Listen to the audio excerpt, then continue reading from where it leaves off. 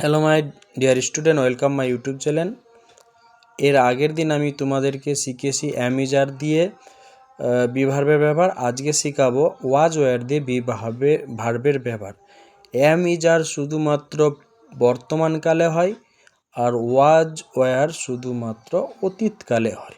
তোমরা আগেই জেনেছো অতীতকাল বা পাস্ট টেন্সের ক্ষেত্রে ওয়াজ ওয়্যার ব্যবহৃত হয়।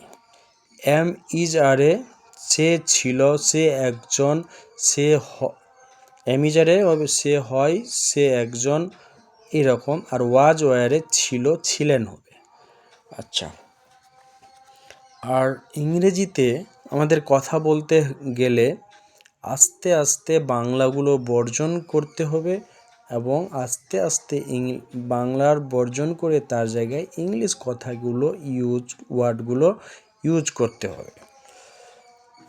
যেমন আমরা আম বলি, আমের জায়গায় আমাদের সর্বদা ম্যাঙ্গো বলতে হবে।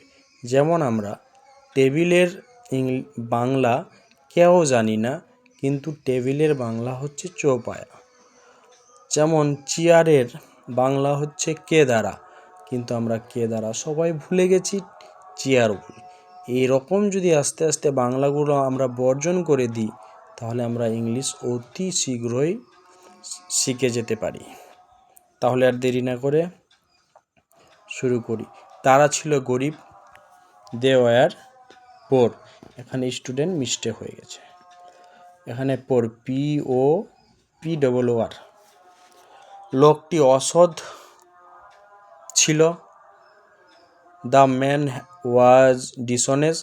তারা দেশপ্রেমিক ছিলেন, দে ওয়্যার প্যাট্রিয়ট। গল্পটি মজাদার ছিল, দ্য স্টোরি ওয়্যার ইন্টারেস্টিং। ছেলেগুলো দুষ্ট ছিল, দ্য বয়েজ ওয়্যার নটি।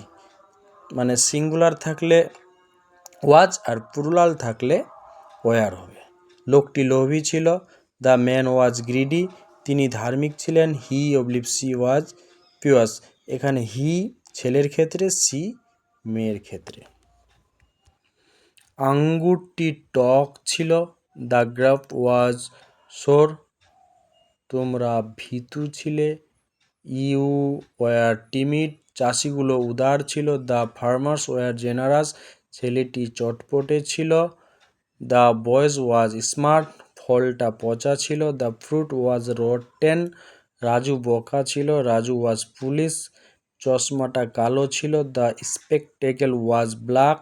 বস্তুটা ভারী ছিল, দ্য শেক ওয়াজ হেভি। ভার্বে আমাদের কথা বলতে গেলে ধরতে হবে সেটা বর্তমান না অতীত। তারপরে নাউন প্রোনাউন সর্বপ্রথম নিব। বর্তমান হলে অ্যাম ইজ আরের মধ্যে একটা, আর তারপরে অবজেক্ট। আর অতীত হলে নাউন প্রোনাউনের পরে ওয়াজ ওয়্যার নিয়ে তারপরে অবজেক্ট। এই আমাদের ভার্বের ব্যবহার। এরপরে নেক্সট পার্ট নিয়ে আবার আসবো ভার্বের ব্যবহার নিয়ে।